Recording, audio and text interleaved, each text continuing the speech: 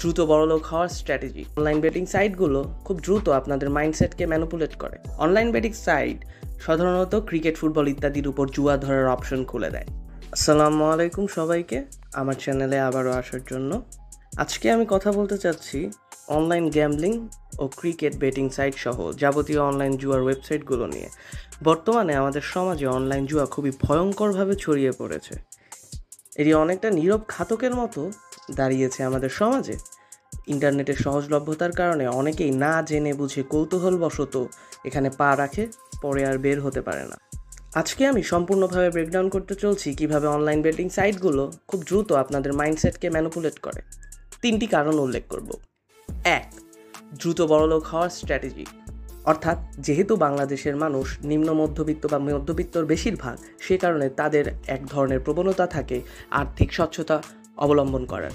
অতঃপর তারা চেষ্টা করে কিভাবে তারা এই মানসিকতার মানুষগুলোকে ম্যানিপুলেট করবে। 2. শিওর আন্দাজ করার যে মনোভাব। অনলাইন বেটিং সাইট সাধারণত ক্রিকেট, ফুটবল ইত্যাদির উপর জুয়া ধরার অপশন খুলে দেয়।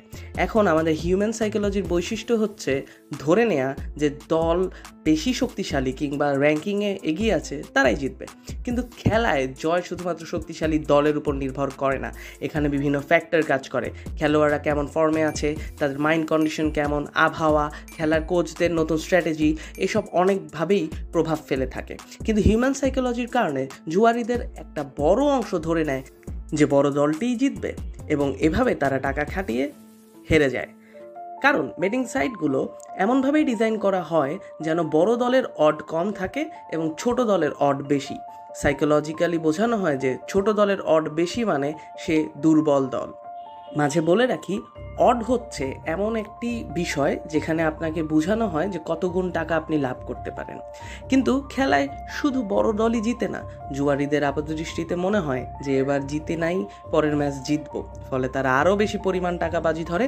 কিন্তু এর পরের ম্যাচও যদি না জিতে তাহলে তাদের বাজির টাকা সম্পূর্ণ চলে যায়। 3. লাকি ডে ও লস কভার মাইন্ডসেট।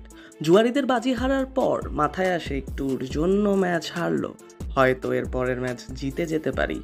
এই মানসিকতার জন্য দিনে দিনে তাদের বাজি ধরার টাকার পরিমাণও বাড়তে থাকে এবং চেষ্টাও বাড়তে থাকে। অতপর হঠাৎ একদিন বাজির দল হেরে যায়, সেই সাথে লস পড়ে যায় তাদের সকল টাকা যা এতদিন পর্যন্ত তারা কামিয়েছে।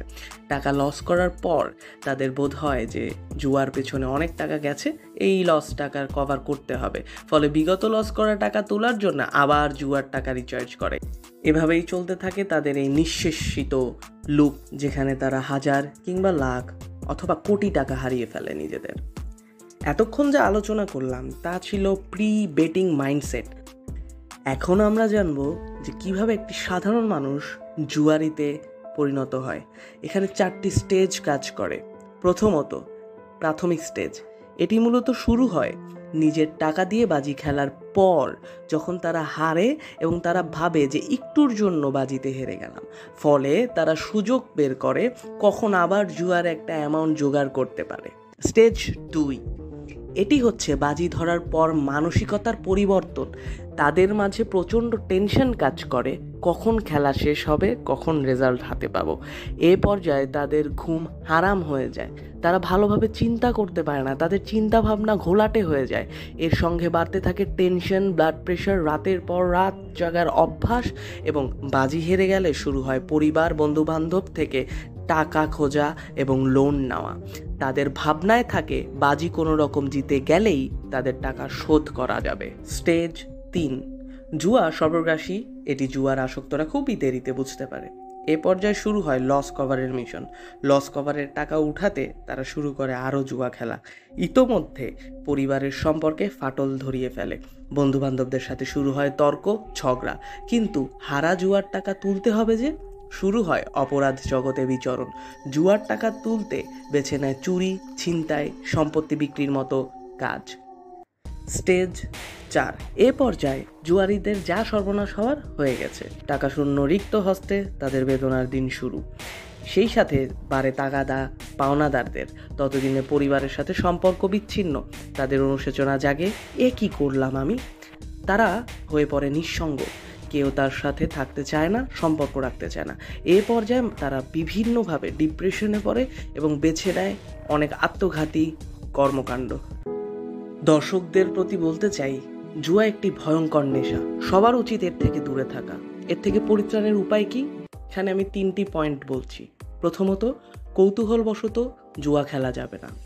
2, জুয়ার টাকা যদি হারিয়েই ফেলেন, সেটা ফেরানোর কোনো চেষ্টা করার দরকার নেই। 3, জুয়ায় জড়িয়ে পড়লে আপনার উচিত যত দ্রুত সম্ভব জুয়ার অ্যাপ ওয়েবসাইট ব্লক করে দেয়া। পরিশেষে বলতে চাই, জুয়া একটি আত্মঘাতী ব্যাধি। দিন শেষে নিজের সুখ থাকাই বড় কথা। টাকা সুখ এনে দিতে পারে, কিন্তু জুয়ায় কখনো আপনি টাকা কামাতে পারবেন না, এটি ধরে রাখুন। নিজেকে ভালোবাসুন।